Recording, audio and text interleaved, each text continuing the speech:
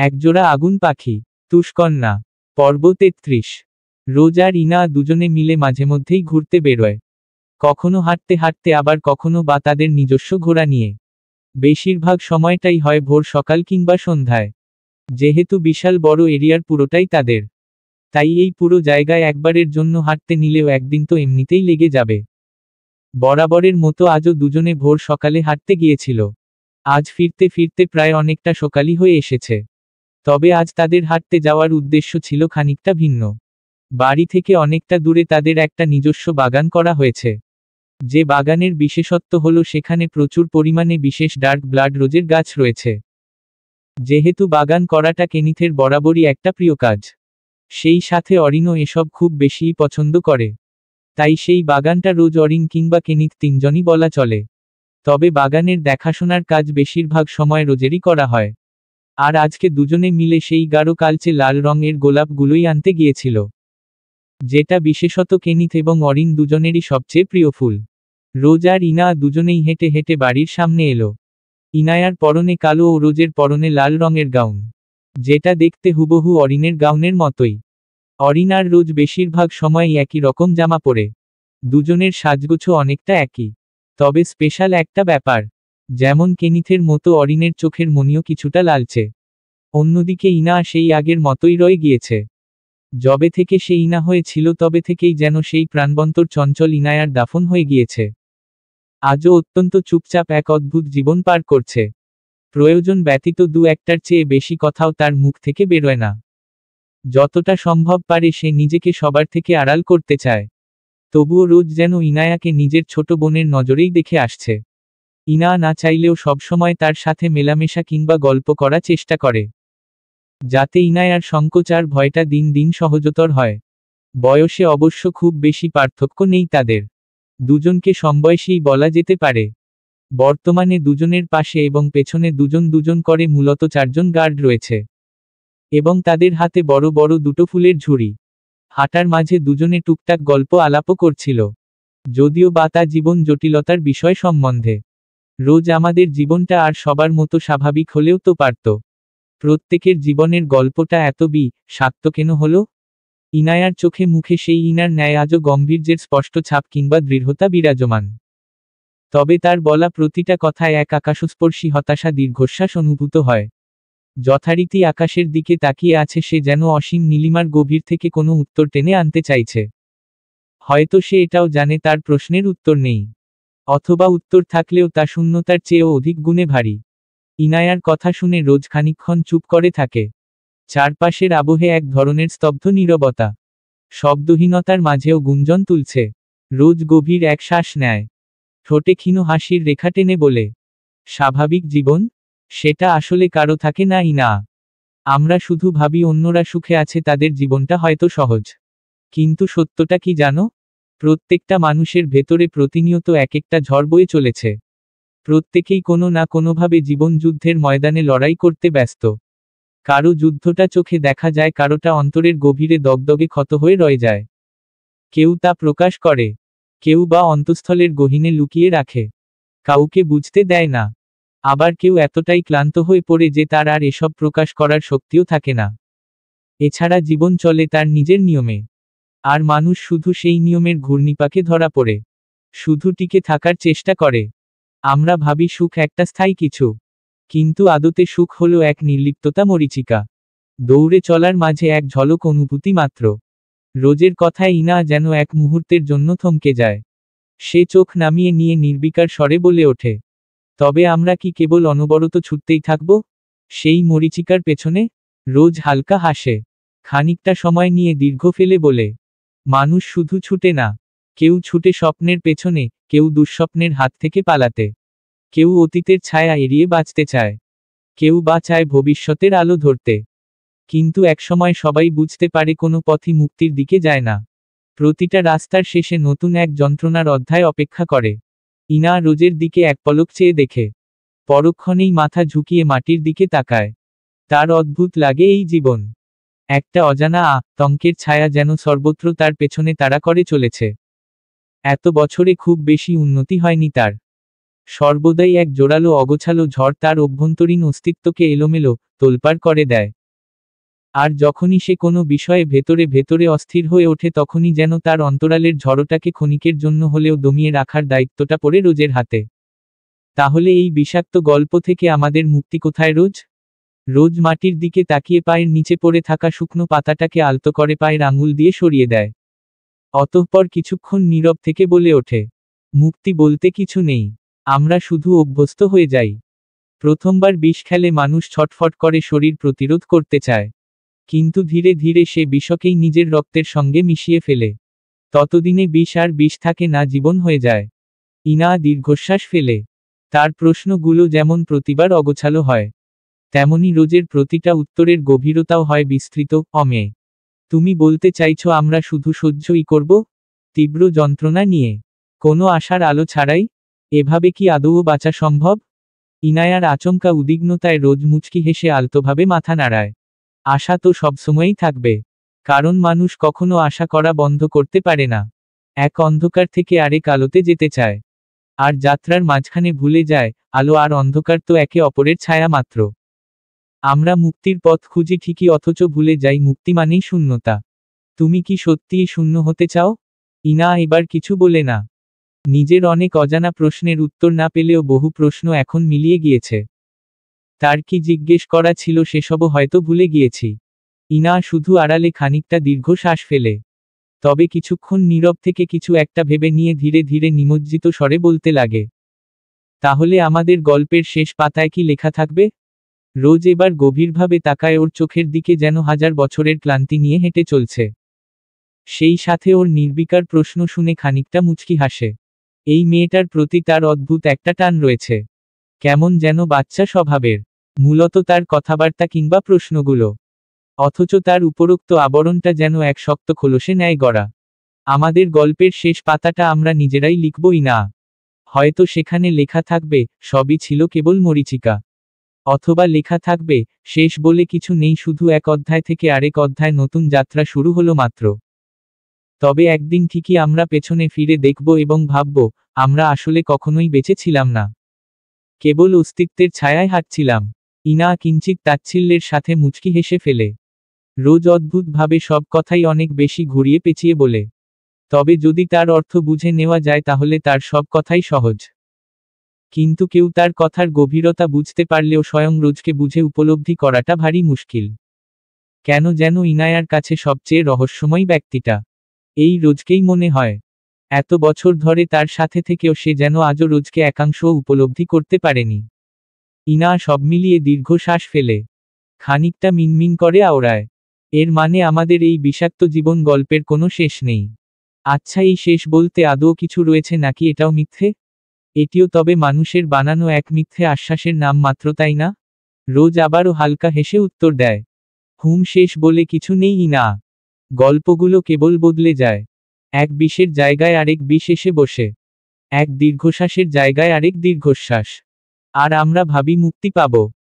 কিন্তু আসলে জীবন আমাদের প্রতিনিয়ত নতুন নতুন অধ্যায়ের সাথে পরিচয় করিয়ে দেয়, যেখানে পুরনো কষ্টগুলো শুধু ছোট মনে হয়, অথচ মুক্তির সন্ধান মেলে না। তবে আর মুক্তির আশা করেই বা কি লাভ?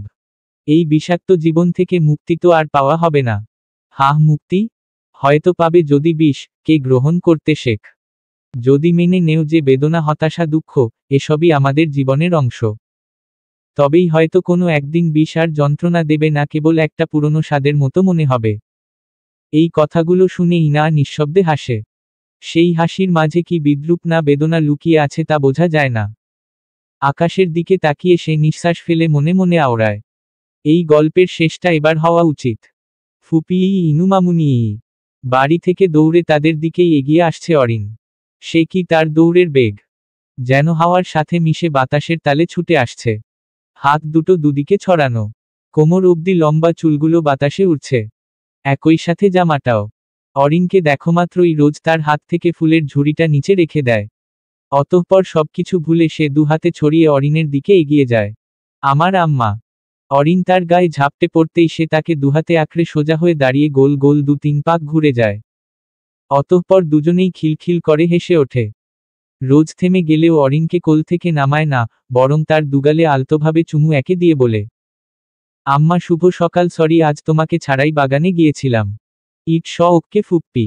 শুভ সকাল, যদিও মাম্মামের কাছে এটা নাকি দুপুর। হোয়াট এভার, আমাকে না হয় অন্য কোনো একদিন নিয়ে যেও। এই বলেই অরিন রোজের গালে শক্ত করে চুমু খেয়ে পাশে ফিরে তাকায়। ইনা নিশ্চুপ চাহনিতে তার দিকে তাকিয়ে।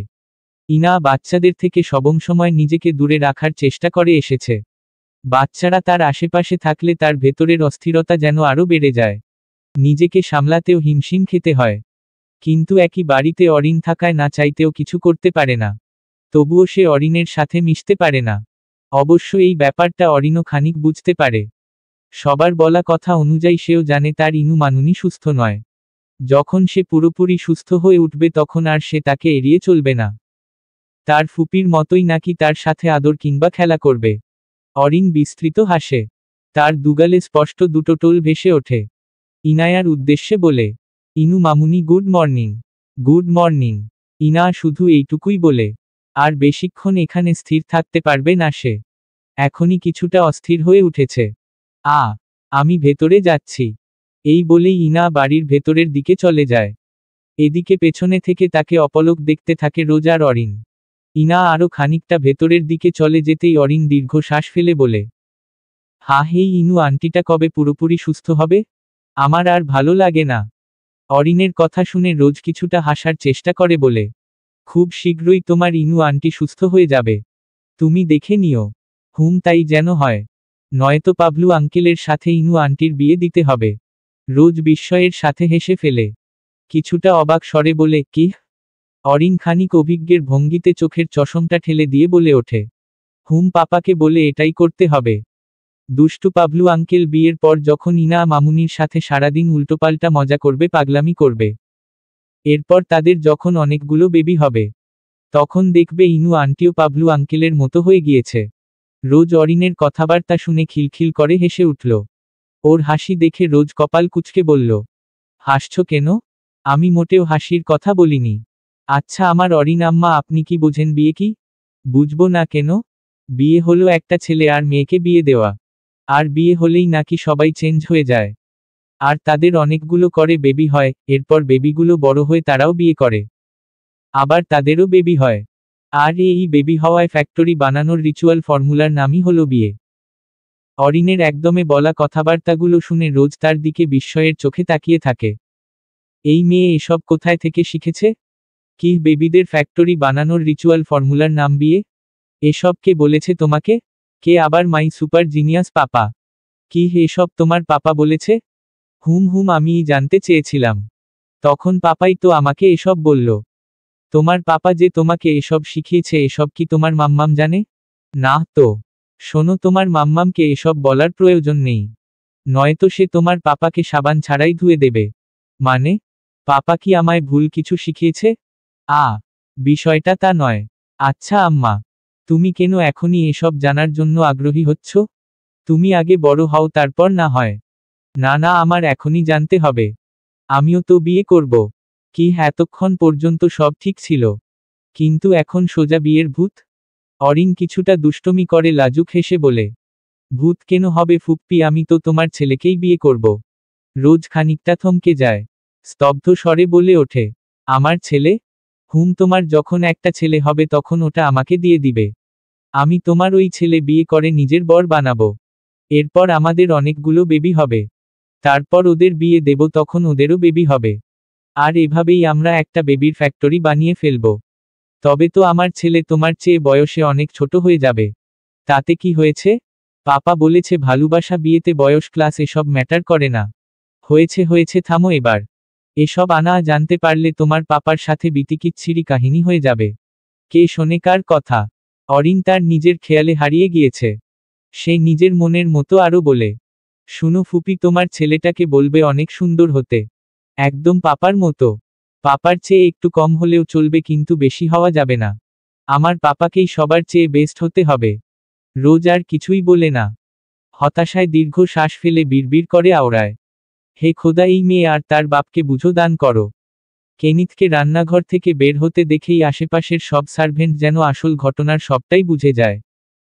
রান্নাঘরে যে আটা ময়দার তৃতীয় বিশ্বযুদ্ধটা ঘটে গিয়েছে তা আর কারো বুঝতে বাকি নেই। তবে কেউ কোনো কথা না বলে যে যার মতো কাজে লেগে পড়ল।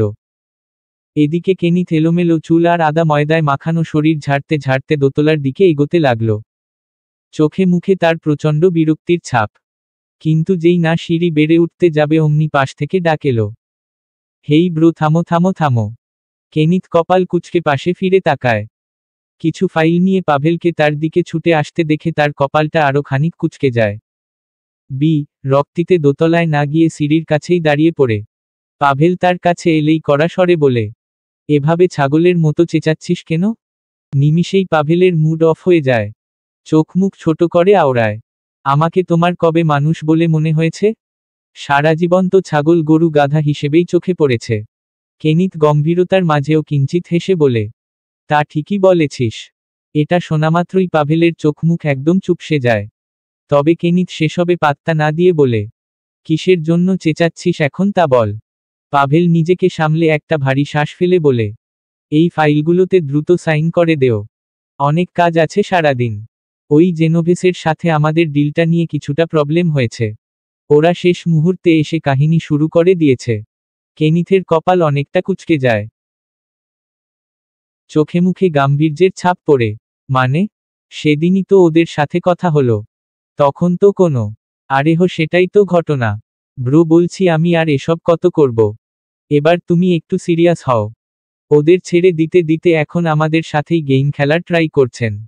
কেনিথ খানিকটা ভারী শ্বাস ফেলে বলে, ঠিক আছে, আর কটা দিন সামলে নে। এমনিতেও আমার আলাদা কিছু প্ল্যানিং রয়েছে। মানে?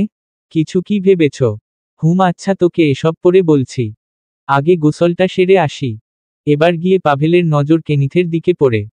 ওকে এই অবস্থায় দেখে কপাল কুঁচকে বলে, আজ আবারও? কি আর করব, শাকচুন্নি পালি একটা। যাই হোক, আমি শাওয়ারটা নিয়ে।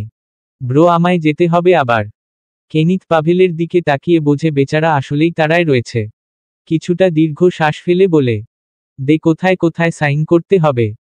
এই বলেই সে পেপারসগুলো পাভেলের কাছ থেকে নিয়ে নিজেই সাইন করা শুরু করে দেয়। এদিকে পাভেল তড়িঘড়ি করে বলে, ব্রো একটু দেখে শুনে, একবার দেখে নিলে ভালো হতো। এমনিতেও কয়েকদিনের তাড়াহুড়োয় কি রেখে কি করেছি নিজেও জানি না। কেনিথ ওর কথায় কিছুটা মুচকি হাসে। অনবরত পেপারগুলোতে সাইন করতে করতে পাভেলের উদ্দেশ্যে বলে, যত যাই বলি দিন শেষে তুই ছিলি বলেই আমি এত নিশ্চিন্তে থাকতে পারছি। নয়তো। এই বলতে না বলতেই আচমকা কেনিথের নজরে কিছুটা পড়ে যায়। সে একটা পেপার ঠিকমতো দেখতে নেবে এমন অবস্থায় পাভেল আবারও বলে, ও তো কিছু জানি না আমি। বিয়ের ব্যবস্থা করো আমার। আর কত সিঙ্গেল থাকবো। পাভেলের কথা শুনে কেনিথ সবকিছু রেখে তার দিকে বিস্ময়ের চাহনিতে তাকায়। চোখ বড় বড় করে অবাক স্বরে বলে, বিয়ে করবি? পাভেল কিছুটা লাজুক হেসে কোকড়া চুলগুলো পেছনে হতে চুলকানো অবস্থায় বলতে থাকে, হ্যাঁ, আর কত সিঙ্গেল থাকবো। আমারও তো মন চায় তোমার মতো একটা বমকা মান টাইপের বউ এনে রামারি করতে। কেনিথ কিছুই বলে না, বরং পাভেলের দিকে অপলক তাকিয়ে থাকে। অনেকটা সময় পেরিয়ে যাবার পরও কেনিথ কিছু বলছে না দেখে পাভেল তার দিকে ইনোসেন্ট মুখে তাকাতেই কেনিথ বিস্তৃত হেসে বলে ওঠে, তোর মতো হাদারামকে কে বিয়ে করবে? ব্রো। পাভেল অবলার মতো চেহারা বানাতেই কেনিথ আবারও হেসে বলে, গাধা, আগে তুই নিজে বড় হো। আমি এখনো একটাকে ঠিকঠাক সামলাতে পারি না। উনি এসেছেন বিয়ে করে বউ পালার স্বপ্ন দেখতে। কিন্তু ব্রো, মন তো আমারও চায়। তোর ওই মনকে উস্টা দিয়ে ব্ল্যাক হোলে পাঠা। নয়তো এ জালে একবার ফেসে গেলে আর বের হতে পারবি না। হিনিয়ে বিনিয়ে অপমান করছো তো দেখো, আমি তোমার চেয়ে ওইয়া বড় এক শাকচুন্নিকে বিয়ে করে তোমায় দেখিয়ে দেব কিভাবে এই পাভেলও বউ পালতে পারে। আনা খাবার নিয়ে রুমে এসে দেখে বিছানায় কেনিথ অরিন পায়ের উপর পা তুলে শুয়ে শুয়ে রুবিক্স কিউব মেলানোয় ব্যস্ত। দুজনের চোখে মুখে যেন রাজ্যের গম্ভীরতা এসে ভিড় করেছে। তারা নিজেদের ধ্যানে এতই মত্ত যে এই মুহূর্তে দিনদুনিয়া উল্টে গেলেও হয়তো তা টের পাবে না। আনা শুধু খানিকটা দীর্ঘশ্বাস ফেলে ওদের দিকে এগিয়ে যায়। আনা খেয়াল করে দেখে কেনিথ এসেই হয়তো গোসল সেরে নিয়েছে। চুলগুলো হালকা ভেজা দেখাচ্ছে। জামাকাপড় দেখে তো আর বোঝার উপায় নেই। পরে তো সেই এক কালো রঙের প্যান্ট আর টি শার্ট। অবশ্য কাজের ব্যস্ততায় আনায় আর গোসল করার সুযোগ হয়নি। আটা ময়দাগুলো কোনো মতো ঝেড়ে ফেলে খাবার নিয়ে চলে এসেছে। নয়তো আবার দুজনের চিল্লাচিল্লি শুরু হয়ে যাবে। এদের খাবার দেওয়ার পর হয়তো একটু সুযোগ হবে। তখন না হয় গোসলটা সেরে নিবে। অবশ্য আজ কাজও অনেক। আনা অরিন আর কেনিথের জন্য আলাদা আলাদাভাবে খাবার সাজিয়ে গুছিয়ে এনেছে। দুজনের কাছে এগিয়ে গিয়েই অরিনের উদ্দেশ্যে বলে উঠল, কেনা, খাবার কি খাইয়ে দেব নাকি তুমি হাত দিয়ে খাবে মাম্মাম? অরিন নিজের কাজের ব্যস্ততার মাঝেই বলল, তুমি খাইয়ে দেও মাম্মাম। ইজি কাজে ভেরি বিজি। মেয়ের কথা শুনে আনা কপাল কুঁচকে দীর্ঘ নিঃশ্বাস ফেলে। অন্যদিকে কেনিথ খানিকটা আনমনে মুচকি হাসে। আনা গিয়ে কেনিথের খাবারটা বিছানার পাশে টেবিলের উপর রেখে দিয়ে অরিনের জন্য বাটিতে আনা খাবার চামচে তুলে নিয়ে তার উদ্দেশ্যে বলে, এদিকে আসো মাম্মাম, আমি কিন্তু বেশি দেরি করব না। আনায়ার কথা শুনে অরিন বাধ্য মেয়ের মতো আধশোয়া থেকে উঠে এসে কেনিথের পাশে বিছানায় বসে পড়ল। তবে সেই সঙ্গে তার রুবিক্স কিউব নিয়েও পুনরায় খেলতে শুরু করে। এই রুবিক্স কিউব মেলানোর অভ্যাসটা কেনিথই তৈরি করেছে, যা অরিনের এখন নিত্যদিনের নেশায় পরিণত হয়েছে। যখনই একটু সবসময় সুযোগ হয় তখনই সে এটা নিয়ে খেলতে বসে যায়। এদিকে আনা অরিনকে খাওয়াতে নিলে পাশ থেকে কেনিথও উঠে বসে এবং আনায়ার হাত থেকে খাবারের বাটিটা নিয়ে বলে, তুই রাখো, আমি খাইয়ে দিচ্ছি। আনা কেনিথের দিকে কিছুক্ষণ চুপচাপ তাকিয়ে থাকার পর বলল, আচ্ছা ঠিক আছে, থ্যাংক ইউ সো মাচ। অনেক কাজ পড়ে আছে, আমি যাই তবে। ওই কই যাস তুই? আনা খুশি মনে যেতে নিয়েছিল তো ঠিকই, কিন্তু কেনিথের কথা শুনে খানিকটা তবদা খেয়ে বলে, কেন, আর কি কোনো প্রয়োজন আছে? যেহেতু তুমি অরিনকে খাইয়ে দিচ্ছ তবে আর আমি এখানে থেকে কি করব? অরিনকে না হয় আমি খাইয়ে দেব। আমাকে কে খাইয়ে দেবে? আনা এইবার কেনিথের কথার অর্থ বুঝতে পেরে কপাল কুঁচকে কিছুটা কড়া স্বরে বলে উঠল, মানে কি? আমার হাল দেখেছ? এই অবস্থায় এখন তোমাকে খাইয়ে দেব আমি? কই, ভালোই তো দেখাচ্ছে। আমার কোনো সমস্যা নেই, তুই নিরদ্বিধায় খাইয়ে দে। দেখো, পাগলামি করো না, আমার অনেক কাজ আছে। এখন দয়া করে পাগলামি না করে যেতে দেও। রাখো তোর কাজ। আমার কোন ঠেকা পড়েছিল তোর মেয়েকে খাইয়ে দেওয়ার? কেনিথের কথায় আনা স্তব্ধ। নিজেকে খানিকটা সামলে নিয়ে তার দিকে পুরোদমে তেড়ে এসে আনা বলল, আমার মেয়ে মানে? আমি কি ওকে গাঙের পানি থেকে কুড়িয়ে নিয়ে এসেছি? আনায়ার কথায় কেনিথ নির্বিকারে বলে, তা হবে কেন, ওতে আমার অবদান আছে। আনায়ারও আর বুঝতে বাকি রইল না কেনিথ এসব উল্টোপাল্টা কথা বলে কি করতে চাইতে। এই লোক দিনে দিনে যেন আনায়ার কাছে পুরো অসহ্যকর হয়ে উঠছে। সময়ের কোনো ঠিক ঠিকানা নেই, অত চিনি চলে আসে যখন তখন তাকে খেপানোর পায়তারা করতে। আনা জোরে নিঃশ্বাস ফেলে চাপা স্বরে বলতে লাগল, যথেষ্ট হয়েছে, এবার রহম করো আমার উপর। তোমার অসময়ে মেজাজ বিগড়ানো কথাবার্তা আমার আর সহ্য হয় না। আরেকবার এসব শুরু করলে আমি কিন্তু সোজা বাড়ি সংসার ফেলে রেখে সবকিছু ছেড়ে চলে যাব। কেনিথ এবারও গা দুলিয়ে দুলিয়ে নির্বিকারে বলে উঠল, যেখানে ইচ্ছে চলে যা, তবে যাওয়ার আগে আমায় খাইয়ে দিয়ে যা। খুব খিদে পেয়েছে আমার। আনা কেনিথের কথায় চোখমুখ ছোট করে ফেলে। এদিকে কেনিথ চামচ দিয়ে অরিনকে ধীরে ধীরে খাইয়ে দিচ্ছে। আনাও চামচ দিয়ে কেনিথকে খাইয়ে দিতে নিলে কেনিথ জোর গলায় বলে উঠল, চামচ রাখো, যা গিয়ে হাত ধুয়ে আয়, নয়তো খাবো না আমি। আনা বিরক্তি নিয়ে বলে উঠল, না খেলে নাই, আমি চললাম। গিয়ে দেখ শুধু ঠ্যাং ভেঙ্গে ছাড়ব তোর। এরই মাঝে অরিন বলে উঠল, পাপা, এই ঠ্যাং মানে কি? অরিনের কথায় খানিকটা ইতস্তত হয়ে কেনিথ বলে, ও কিছু না, তুমি খেতে থাকো লেডিবাগ, বড় হলে ঠিক বুঝে যাবে। ও আচ্ছা, তোমাদের মতো বড় হতে হবে? হুম। এদিকে আনা আর আগে চোখ ছোট ছোট করে কেনিথের দিকে তাকাতেই কেনিথ পুনরায় নির্বিকারে বলতে লাগল, যা বলছি তাই কর, নয়তো উহুম উহুম, রাতে সব সুদে আসলে ফেরত দেব, তখন আর কেঁদেও কুল পাবি না। কেনিথের চোখের ইশারা আর কথার ধরনে ঠিক কি বোঝাতে চেয়েছে তা আর বুঝতে বাকি নেই আনায়ার। এই ব্যাপারটায় সে খানিকটা বিরক্তি আর রাগ মিশ্রিত চাপা স্বরে বলে, কখন কোথায় কি বলছো, একটু তো হুঁশ রাখো। কেনিথ আনায়ার কথা শুনে একবার অরিনের দিকে তাকায়। টেনশন নেই, বুঝবে না। বুঝবে না ছাই। ও তোমার মেয়ে ইচড়ে পাকা। আজ না বুঝুক, তোমার স্বভাব ঠিক না হলে দুদিন বাদে ঠিকই বুঝবে। মেয়ে আমার হলেও ইচড়ে পাকা হয়েছে তোর জন্য, নয়তো আমি তো ভাই আলাভোলা এক নিষ্পাপ। হাস্যকর। কচু তুমি। হুশ, এত সমস্যা হলে চল চাইনিজ শিখি, তাহলে আর কথা বলতে গিয়ে এত কিছু ভাবতে হবে না। পারবো না আমি ওসব চিং চ্যাং বগের ঠ্যাং শিখতে। এরই মাঝে অরিন খাবার খেতে খেতে এবং রুবিক্স কিউব মেলানোর তালের মাঝেই উচ্ছ্বসিত হয়ে বলে উঠল, পাপা জানো, ফুপি বলেছে আমায় চাইনিজ ল্যাঙ্গুয়েজ মান্দারিন শেখাবে। কেনিথ এবার চোখ ছোট ছোট করে বিড়বিড় করে আওড়ায়। এই রোজের জ্বালায় আর বাঁচা যাচ্ছে না। এক জীবনে ওর কত ভাষা শেখা লাগবে। আগে নিজে শিখতো, এখন আমার মেয়েকে বানিয়েছে শিষ্য। কেনিথ বিড়বিড় করে বললেও আনা তা ঠিকই বুঝতে পেরেছে। তাই খানিকটা তাচ্ছিল্যের সাথে হেসে বলে ওঠে, তাই তো বলি নিজে ভালো হও, নয়তো আমার মতে রোজ তো ভুল কিছু করছে না। তুই চুপ কর। সকালের খাবার চাইতে চাইতে দুপুর বানিয়ে ছেড়েছে, তবুও পেটে খাবার পড়েনি। ঘরে জলজ্যান্ত বউ রেখেও যদি এই হাল হয়, তবে এই জীবন রেখেই আর কি লাভ। তবে মরে যাও, চিন্তা নেই, তোকে সাথে নিয়েই রব।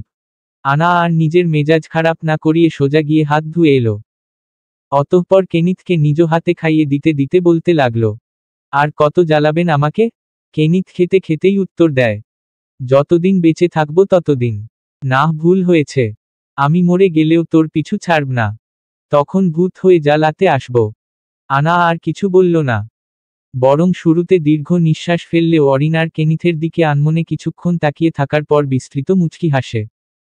এদিকে খাবার খাওয়ানো শেষ হতেই সোয়ানা সরে আসতে নিলে কেনিথ ওর হাত টেনে ধরে। আনা শুরুতে কিছুটা চমকে উঠলেও পরবর্তীতে বুঝে যায় যে কেনিথ এখন কি করবে।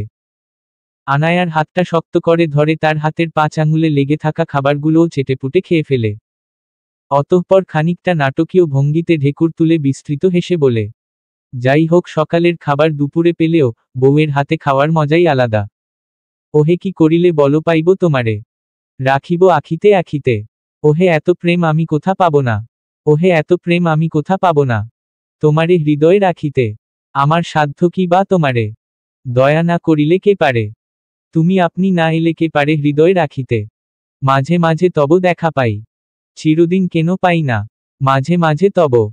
আনা খাবার খাইয়ে রুম থেকে বের হয়ে বেকনিতে এলে হঠাৎ পরিচিত কণ্ঠস্বরে গাওয়া গানের সুরে আকস্মিক থমকে যায়। পাশে তাকিয়ে খেয়াল করে দেখে কিছুটা সমানেই বারান্দার গ্রিল ধরে উদাসীন হয়ে নিদারুণ কণ্ঠে গুনগুন করে গান গাইছে রেহান। সময়ের ব্যস্ততায় রেহানের সাথে এখনো কথা হয়ে ওঠেনি আনায়ার। এদিকে হঠাৎ আনায়াকে চোখে পড়তেই রেহানের গান গাওয়াও থেমে গিয়েছে। আনা তার সামনাসামনি হলে রেহান খানিকটা মুচকি হেসে বলে, ভালো আছো। রেহানের প্রশ্নের জবাবে আনাও মুচকি হেসে জবাব দেয়, এই তো ভালোই, তুমি কেমন আছো। যেমনটা থাকা যায় আর কি। আনা রেহানের বিধ্বস্ত চেহারার দিকে তাকিয়ে আড়ালে দীর্ঘ শ্বাস ফেলে। সেই একই চোখ জোড়া, যা সব সময় থাকত প্রাণবন্ত চমৎকার, আজ তা নিদারুণ বিধ্বস্ততায় জরাজীর্ণ।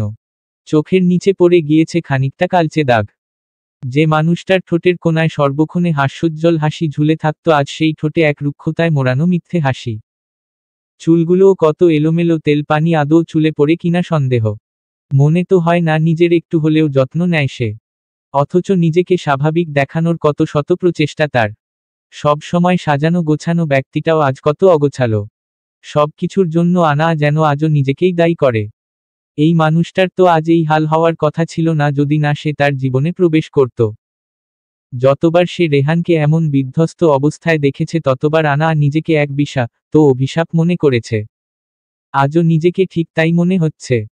এতক্ষণের নিরবিচ্ছিন্ন নীরবতাকে ভেঙ্গে আনা নিজেকে স্বাভাবিক করতে চাইল। খেয়াল করে দেখল তার শ্বাস প্রশ্বাস অনবরত থেমে যাচ্ছে। বুক ভারী হয়ে আসছে। গলায় অজানা কষ্টগুলো কাটার মতো বিঁধছে। আকস্মিক চোখের কোনায় জমে থাকা জলগুলো যেন বৃষ্টি হয়ে ঝরতে চাইছে। তবে আনা নিজের এই অনুভূতির খুব বিশেষ একটা পাত্তা না দিয়ে বিস্তৃত মুচকি হাসে। এদিকে আনায়ার অনুভূতির প্রতিটা সূক্ষ্ম প্রতিক্রিয়াই যেন রেহানের বোধগম্য। সে নিজেও যে একই অনুভূতিতে জর্জরিত। যে নারীতে শুধুমাত্র তার অধিকার থাকার কথা ছিল, সেই নারীটিই কিনা আজ অন্য কারো। আনায়ার হাসিতে রেহান নিজেও একইভাবে মুচকি হাসল। আর সেই হাসিটাই যেন আনায়ার অন্তঃস্থলে তীরের মতো বিঁধল। এই মুহূর্তে তারা দুজন কতটা কাছাকাছি, অথচ তাদের মাঝের দূরত্বটা যে আকাশস্পর্শী। মনের গহীনে চাপা দেওয়া অবাধ্য ইচ্ছেগুলো কত করে চাইছে একে অপরকে একটি বারের জন্য হলেও ছুঁয়ে দেখার। অথচ এটা যে ঘোর অন্যায়। এই ইচ্ছেকে প্রাধান্য দেওয়া মানেই পাপের দংশনে আরও জর্জরিত হওয়া। এই অবাধ্য ইচ্ছেগুলো যে ভারী বেহা হয়ে থাকে। তারা তো শুধু একে অপরকে ছুতে চায় না, বরং বিধ্বংসী ঝড়ের ন্যায় একে অপরকে আঁকড়ে ধরে বাঁচতে চায়। রাতের পর রাত চন্দ্রকে সাক্ষী রেখে মনের গহীনে বদ্ধ খাঁচায় জমে থাকা হাজারো অনুভূতিকে ব্যক্ত করতে চায়। শত শত ইচ্ছেকে নতুনভাবে জাগ্রত করতে চায়। কিন্তু এসব তো আর কোনোমতেই সম্ভব নয়। এখন যে এ সকল কল্পনাতে ভাবাটাও অন্যায়, এক মস্ত বড় পাপ। না, হার সম্ভব হচ্ছে না। এত বছরের বিচ্ছেদের পরও তাদের বেহা অনুভূতিগুলো যেন একই রয়ে গিয়েছে। দুজনেরই এখন বুক ভারী হয়ে আসছে। দুজনেই চাইছে পরিবেশটা যেন স্বাভাবিক হোক। তবে অনুভূতিকে ধরে বেঁধে কবর দেওয়া শক্তপোক্ত আনাও এখন আর চাইলেও স্বাভাবিক হয়ে কথা বলতে পারছে না। তার গলা হতে আওয়াজ বের হচ্ছে না। রেহান বিষয়টা ঠিকই বুঝতে পারল, সে নিজেই বা আর কতটা স্বাভাবিক থাকতে পারছে। সবকিছু ছাড়িয়ে রেহান এই রুদ্ধশ্বাস আবহটাকে স্বাভাবিক করতে বলে উঠল, তুমি কি ব্যস্ত? আনা এখনো সহজতর হয়ে কিছু বলতে পারল না। তবুও কষ্ট করে হলেও মাথা নাড়িয়ে বলল, না। তবে কি একটু সময় হবে? দুটো কথা বলার ছিল। আর কখনো দেখা হবে না কিনা কে জানে। রেহানের অভিব্যক্তি আনায়ার কাছে ঠিক বোধগম্য হল না। আর কখনো দেখা হবে না এর মানে কি? রেহান মাঝেমধ্যেই এখানে এলে তো তার সাথে টুকটাক দেখা সাক্ষাৎ হয়েই যায়। তোমার কথা ঠিক বুঝলাম না। আর কখনো দেখা হবে না মানে? আনায়ার বিচলিত স্বরে রেহান কিঞ্চিত মুচকি হাসে। ভাগ্য কোথায় কাকে কোন পরিণতিতে নিয়ে ঠেকায় তা তো কেউ জানে না। আজ আছি কাল তো নাও থাকতে পারি। যা বলতে চাইছো পরিষ্কার করে বলো। আহ বউপা, সরি আনা। তুমি কেন এত বিচলিত হচ্ছ? আমি বলতে চাইছি এরপর আর কখনো রাশিয়া কিংবা এখানে আসা হবে না। আমি কাজের জন্য একেবারে জার্মানিতে চলে যাচ্ছি। তাই বলছিলাম হয়তো আর কখনো দেখা হবে না। আনা রেহানের বউ পাখি বলতে চাওয়াটাকে নিয়ে আর বেশি ভাবতে চায় না। বরং কিছুটা অবাক স্বরে বলে ওঠে, কিন্তু একেবারে কেন? একেবারে নয় কেন? দেশে আর আমার কেউই নেই। ওখানে গেলে শুধু আকাশস্পর্শী হাহাকার অনুভূত হয়, এছাড়া আর কিছুই নয়। দেশে কেউ নেই কিন্তু এখানে তো আছে। রোজ তোমার। আনায়ার কথা সম্পূর্ণ হবার পূর্বেই রেহান মুচকি হেসে বলতে লাগল, রোজ আর আমার সম্পর্কটা ঠিক কেমন তার আন্দাজ তো তোমারও থাকার কথা। সে নিজেও এক ভাঙা হৃদয় মানুষ। শুধু বিয়ে হলেই তো আর সবাই স্বামী স্ত্রী হয় না। স্বামী স্ত্রী হওয়ার প্রথম শর্ত থাকে একটা ভালো বন্ধুত্ব, একে অপরের প্রতি হৃদয়স্পর্শী অনুভূতি। আমরা যখন একসাথে হই তখন না আমাদের মাঝে বিশেষ কোনো অনুভূতি থাকে, না আমরা এত বছরেও আর পাঁচটা স্বামী স্ত্রীর মতো স্বাভাবিক হতে পেরেছি। তবে হ্যাঁ, আমাদের মাঝের সম্পর্কটাকে একটা সম্মানজনক বন্ধুত্ব বলা যায়। যে বন্ধুত্বে একে অপরের প্রতি অগাধ সম্মান রয়েছে, তবে এর চেয়ে বেশি কিছু নয়। আর রোজ নিঃসন্দেহে অত্যন্ত ভালো মনের মানুষ। একই সঙ্গে এত দীর্ঘ সময়ে যতটুকু বুঝেছি, তার হৃদয়ের গহীনে বদ্ধ খাঁচায় আবদ্ধ রাখা অবাধ্য অনুভূতি, ইচ্ছে আকাঙ্ক্ষাগুলো আমাদের চাইতেও বহুগুণে বেশি। তবুও সে জানে সেই অনুভূতি, ইচ্ছে আকাঙ্ক্ষাগুলোকে কিভাবে দুমড়েমুচড়ে হলেও নিজের ভেতর আটকে রেখে সবার চোখে স্বাভাবিক হয়ে থাকা যায়। একটা বিধ্বস্ত ভাঙা হৃদয়কে আঁকড়ে ধরেও দিনের পর দিন বেঁচে থাকা যায়। আনা রেহানের প্রত্যেকটা কথাই অতিশয় মনোযোগী হয়ে শুনল। কথাগুলো মিথ্যে নয়। রোজকে বোঝার সাধ্য তার নিজেরও হয়নি। একটা দুটো বছর নয়, অনেকটা বছর কাটিয়েছে সে রোজের সাথে। তবুও রোজের হৃদয়ের গহীনতার পরিধিকে সে আন্দাজ করতে পারেনি। এত চাপা স্বভাবের মেয়ে আর দুটো দেখেনি আনা। কত সুন্দর বছরের পর বছর একতরফা ভালোবাসা নিয়ে সে দিব্যি হাসি মুখে বেঁচে রয়েছে। অথচ তার অন্তঃস্থলের হাহাকার বোঝার সাধ্য কারণেই। রোজ হলো বাগানের হাজারো গোলাপের মাঝে ফুটে থাকা এক নিঃসঙ্গ গোলাপ, যার অস্তিত্বে শুধুই হাহাকার। কিন্তু তা বোঝার সাধ্য যে কারণেই। এরই সাথে আনা খানিকটা তাচ্ছিল্য আর রাগ সহিত মনে মনে আরো বলে উঠল, এরপরও কি নিজের এই বিষাক্ত জীবনকে শপ্ত বলা ভুল হবে আমার? কেউ তো ভালো নেই, কেউ না আমি না থাকলে হয়তো এতগুলা মানুষের জীবনের গল্পগুলো এতটাও করুণ হতো না। আফসোস আজ কেউ সুখী নয়। প্রত্যেকেই যেন মিথ্যে অভিনয় মেতে উঠেছে। কি নিদারুণ তাদের অভিনয়। এদিকে রেহান স্বাভাবিকভাবেই বলে ওঠে, অরিন কিন্তু একেবারে তোমার মতোই হয়েছে। যদিও মাঝে মাঝে রোজের মতোই মনে হয়, তবে সব মিলিয়েও কিন্তু ভারী মিষ্টি। মেয়েটাকে সাবধানে রেখো। ওকে মানুষের মতো মানুষ বানিও। পৃথিবীর সকল অন্যায়গুলো থেকে দূরে রেখো। আর যাই হোক, ওর বাবার মতো হতে দিও না। ওকে এটা শিখিয়ে দিও যে পৃথিবীতে নিজের ন্যায় বিচার প্রতিষ্ঠিত করতে গিয়ে যেন অন্য কারো জীবন ধ্বংস না করে। নয়তো তার শেষ পরিণতি একটা না একটা সময় পর খারাপই হয়। আনা কিছু বলে না, বরং রেহানের অকপটে বলতে থাকা কথাগুলো চুপচাপ শুনতে থাকে। একটা সময় এই রেহানি তাকে বলতো তাদের একটা রাজকন্যার মতো মেয়ে হবে। দেখতে নাকি একদম আনায়ার মতোই হবে। বাবা মেয়ে মিলে দুজন অনেক আনন্দ মজা করবে। কত শত স্বপ্ন বুনে রাখা ছিল তার, অথচ ভাগ্যের নির্মম পরিহাস আজ সব স্বপ্ন চুরমার করে দিয়েছে। প্রত্যেকের জীবন ধ্বংসাত্মক বানিয়ে ছেড়েছে। পুনরায় দুজনকে নিস্তব্ধতা এসে আবদ্ধ করে। কিছুই সময় একইভাবে অতিবাহিত হওয়ার পর আনা আবারও বলে, তুমি হয়তো কিছুটা ব্যস্ত, চাইলে যেতে পারো আর বিরক্ত না করি। তুমি কিছু বলতে চেয়েছিলে রেহান? আনায়ার চাতকের ন্যায় চাহনি আর অভিব্যক্তিতে রেহান কিঞ্চিত মলিনভাবে মুচকি হাসে। বলার মতো আরও কিছু অবশিষ্ট রয়েছে? আমার তো মনে হয় না। আনায়ার বলার মতো এবারও কিছু খুঁজে পেল না। একমনে চুপচাপ দাঁড়িয়ে রইল। তার থেকে এক হাত দূরে দাঁড়িয়ে থাকা রেহান আনমনেই পুনরায় মুচকি হাসে। সেই সাথে কিছুটা মলিনতার স্বরে আনমনে বলে ওঠে, যে প্রেমে বিচ্ছেদ নেই তা কখনোই পূর্ণতা পায় না।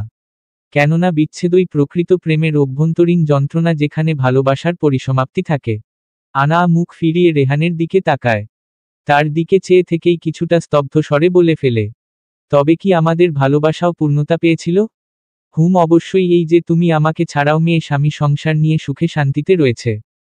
প্রেমিক হিসেবে তো এটাই আমার প্রাপ্তি। প্রতিবার শুধু আমিই বলে যাচ্ছি, তুমি কেন বারবার চুপ হয়ে যাচ্ছ? তোমার শব্দ ভাণ্ডারের সাথে লড়বার মতো আমার ন্যূনতম শব্দ সংখ্যাও নেই। বহু পূর্বেই সব ফুরিয়ে গিয়েছে। তোমার মতো এত কঠোর ব্যক্তিত্ববান নারীর মুখে এমন কথা মানায় না। Be strong. আমি তোমাকে কখনো ফুটবল হিসেবে দেখতে চাই না।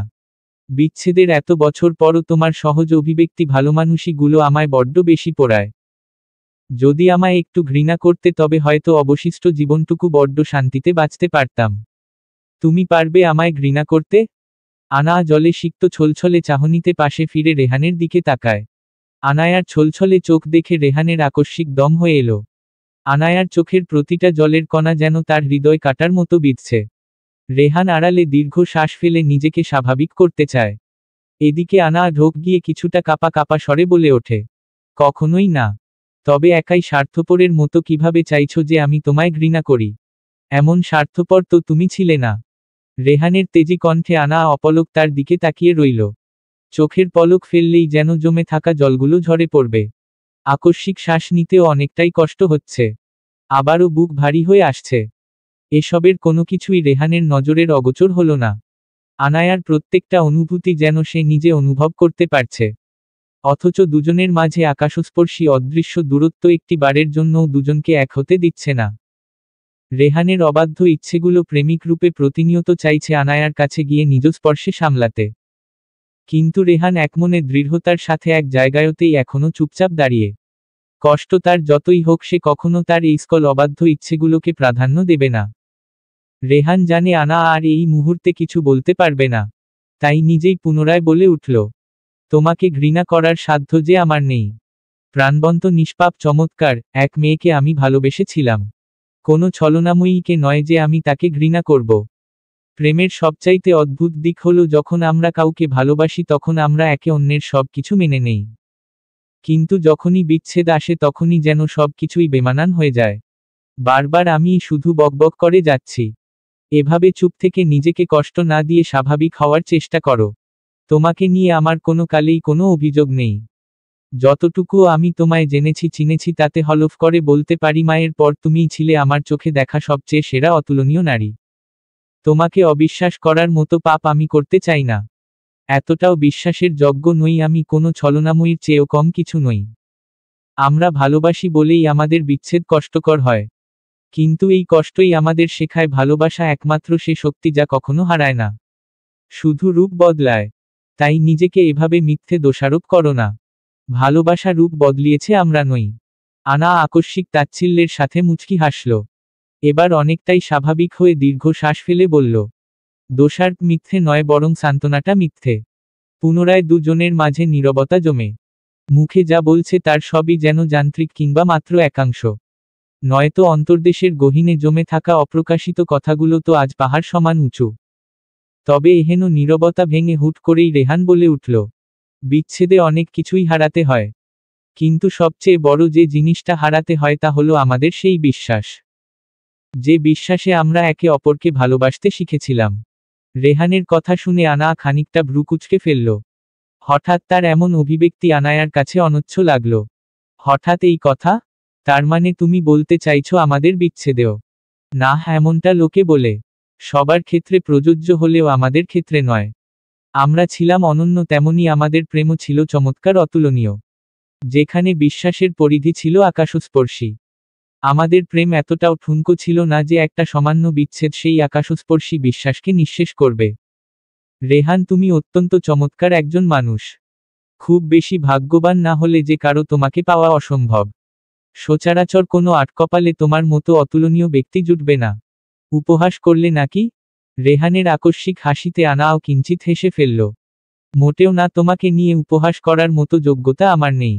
তুমি আদতে কি তা হয়তো তুমি নিজেও জানো না। আর সে সব অভাগার মাঝে হয়তো আমি নিজেও একজন, অন্যতম একজন। আনমনে কথাটা কোনোমতে বলতেই আনা আকস্মিক ঢোক গিলল। মাথা উঁচিয়ে পাশে ফিরতেই খেয়াল করে রেহান তার দিকে অপলক তাকিয়ে। চোখাচোখি হতেই নিমিষেই দুজনে বিস্তৃত মুচকি হাসে। অথচ সেই হাসি টুকুতেও রয়েছে দুজন দুজনের প্রতি অগাধ শ্রদ্ধা, সম্মান, ভালোবাসা এবং পাহাড় সমতুল্য হতাশা ও মলিনতা। দুজনেই তাদের ভাগ্যের পরিহাসকে নির্বিকারে গ্রহণ করেছে বহু পূর্বেই। এখন এই সম্পর্কে নতুনত্ব বলতে আর কিছুই অবশিষ্ট নেই। কিছুই না। রোজ তার রুমের বারান্দার এক কোণায় চুপচাপ দাঁড়িয়ে রয়েছে। হাতে তার একটা কালো রাঙা চিঠির খাম। তার উপর ছোট এক টুকরো লাল রাঙা মমের প্রলেপ। তার মাঝে স্পষ্ট আঁকা বিচ্ছু কিংবা স্করপিয়নের সদৃশ এক চিহ্ন। রোজের চোখে মুখে নির্লিপ্ততার মাঝেও মৃদু আতঙ্কের ছাপ। খামটা খোলার সাহস জাগাচ্ছে না তার। তবে একবার খুলে না দেখলেও নয়। রোজ কিঞ্চিত ঠোক গেলে এমন কালো রাঙা চিঠির খাম সে নতুন দেখছে না। বছরে সৌভাগ্যবশত তার কাছে দু একবার এমন চিঠি চলেই আসে। কিন্তু আজকের দিনে সে যেন কোনোমতেই এই চিঠিকে প্রত্যাশা করেনি। সকাল বেলায় ইনায়ার সাথে হাঁটতে গিয়ে একজন প্রহরী তাকে চোখের ইশারায় কিছু একটা বোঝানোর চেষ্টা করে। রোজেরও বুঝতে বেশি সময় লাগে না ঘটনা কি। আর ঠিক তখনই খুব কৌশলে সকলের চোখের আড়ালে সে চিঠির খামটা নিয়ে নিজের গাউনের আড়ালে লুকিয়ে ফেলে।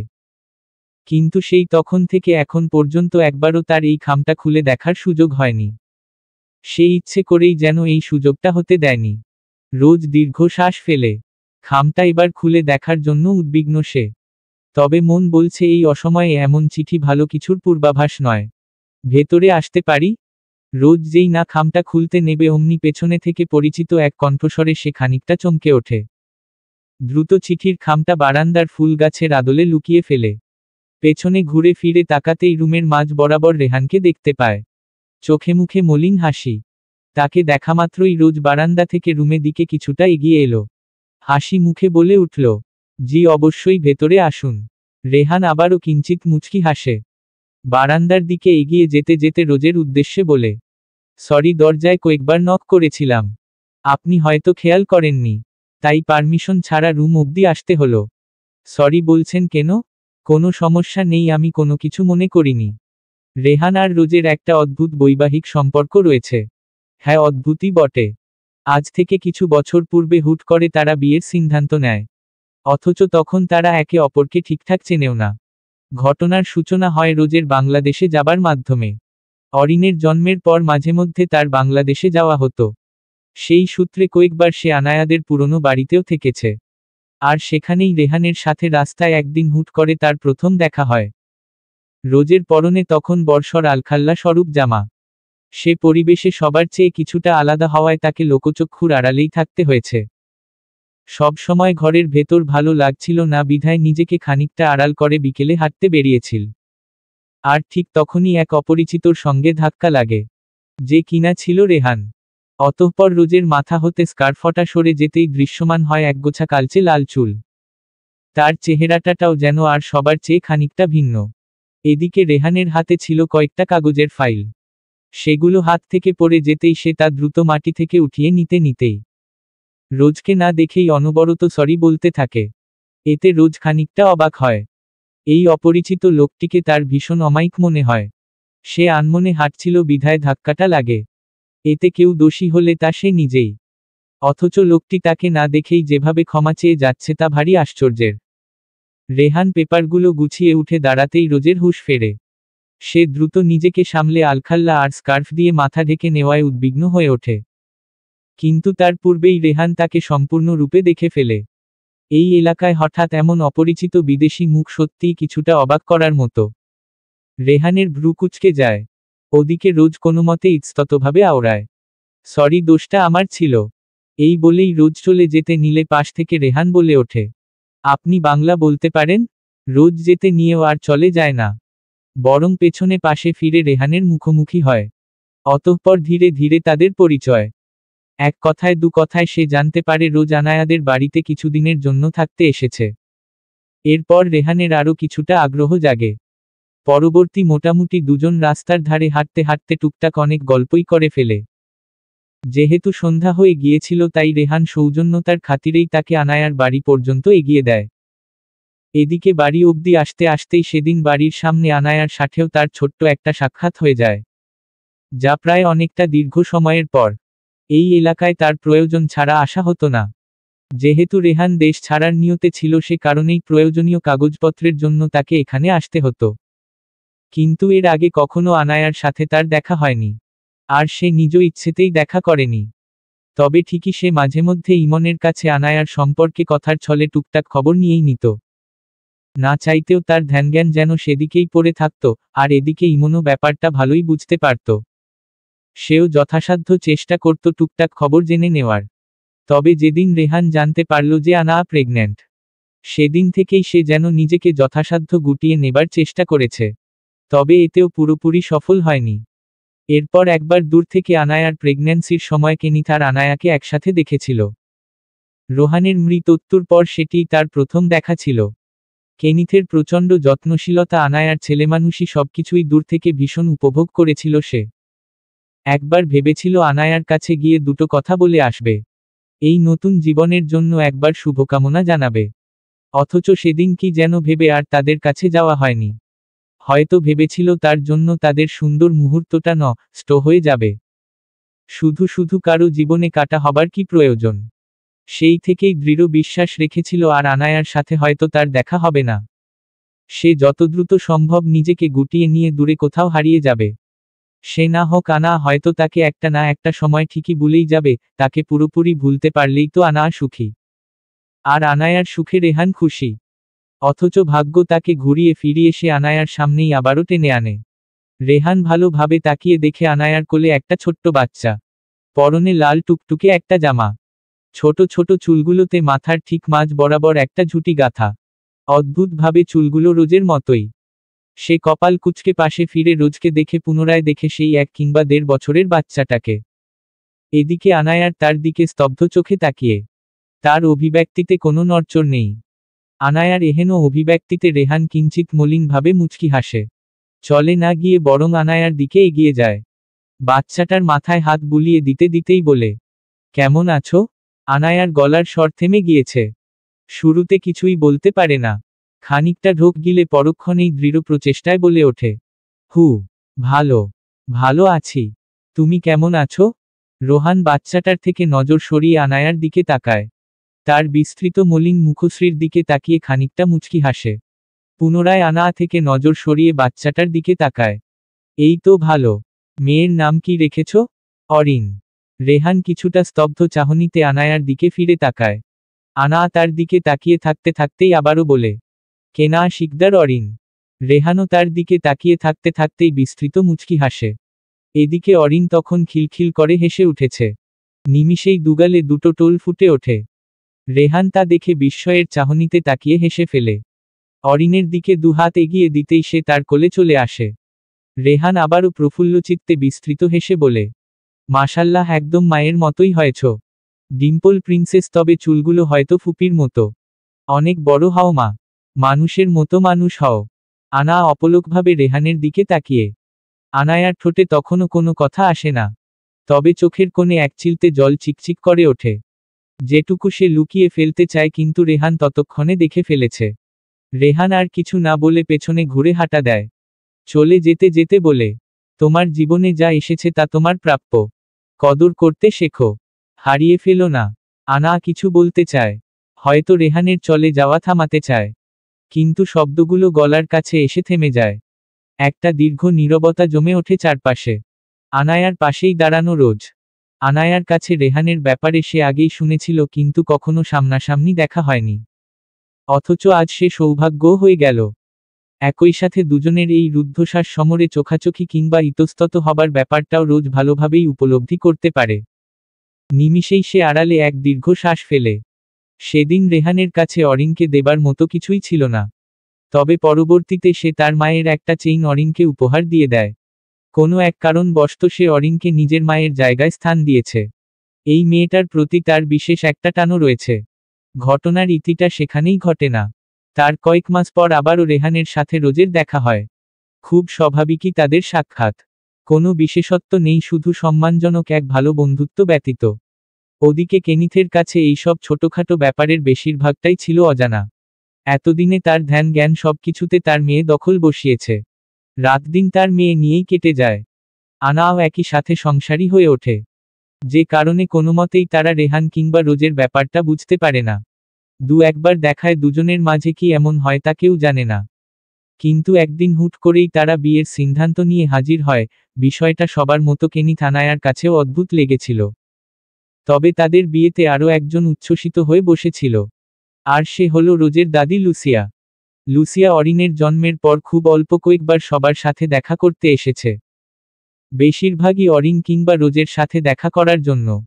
আর সেও তখন রোজের এই বিয়ের বিষয়ে প্রচণ্ড আগ্রহ দেখায়। পরবর্তীতে আনা কেনিথ এইটুকু জেনেছিল যে লুসিয়াই নাকি রেহানকে বিয়ের জন্য মানিয়েছে। এক প্রকার অনুরোধ ছিল তার। কিন্তু লুসিয়াই বা কখন রেহানের সাথে আলাদাভাবে সাক্ষাৎ কিংবা তার বিষয়ে আগ্রহী হলো তা কিছুটা ধোঁয়াশাই রয়ে গিয়েছে। আর সবকিছু এত দ্রুত ঘটে যে কেউ যেন কিছু ঠিকঠাক বুঝে উঠতেই পারেনি। রোজ তার ধর্ম পরিবর্তন করে ফেলে এরপর খুব অল্প আয়োজনে রেহানের সাথে বিয়েটা হয়ে যায়। আর তারপর থেকে পুনরায় দুজন বন্ধুত্বের এক নতুন সম্পর্কে আবদ্ধ হয়ে যায়। যেটাকে নাম মাত্র বিয়ে বলা চলে, অথচ না তারা কখনো স্বামী স্ত্রীর মতো একে অপরের উপর অধিকার ফলিয়েছে আর না কখনো স্বামী স্ত্রীর মাঝে থাকা দায়িত্বগুলো পালন করেছে। দুজনকে দেখলে কখনোই মনে হবে না তারা স্বামী স্ত্রী। খুব বেশি হলে এই সম্পর্কটাকে একটা সম্মানজনক বন্ধুত্বই বলা চলে। বছরে দু একবার রেহান এখানে এলেই হয়তো রোজের সাথে দেখা সাক্ষাৎ হয়। নয়তো তারা কে কোথায় থাকে তার খোঁজখবরও কখনো একে অপরের কেউ নেয় না। আজও তাদের এই সম্পর্কের বিষয়টা আনা কিংবা কেনিথ দুজনের কাছেই রহস্য হয়েই থেকে গিয়েছে। রোজকে কিছুটা বিব্রত হতে দেখে রেহান ভ্রু কুঁচকে ফেলে। আগে তো কখনো সে রোজকে এমন বিহেভ করতে দেখেনি। রোজ বরাবরই তার সাথে স্বাভাবিক আচরণই করে। রেহান কিছুটা উদ্বিগ্ন স্বরে বলে ওঠে, সব ঠিক আছে? রোজ অজান্তেই কিছুটা চমকে ওঠে। খানিকটা ঠোঁট ভিজিয়ে রেহানকে চোখের ইশারায় কিছু একটা বোঝাতে চায়। তার গলা দিয়ে কোনো স্বর বেরোচ্ছে না। তবে মাথাটা হালকা এপাশ ওপাশ করা আর উদ্বিগ্নতার চাহনিতে রেহান যেন অনেক কিছুই বুঝে ফেলে। সে খানিকটা ভারী শ্বাস ফেলে উদ্বিগ্নতার স্বরে বলে, কিচ্ছু হবে না। এত চিন্তার কোনো প্রয়োজন নেই। চলবে।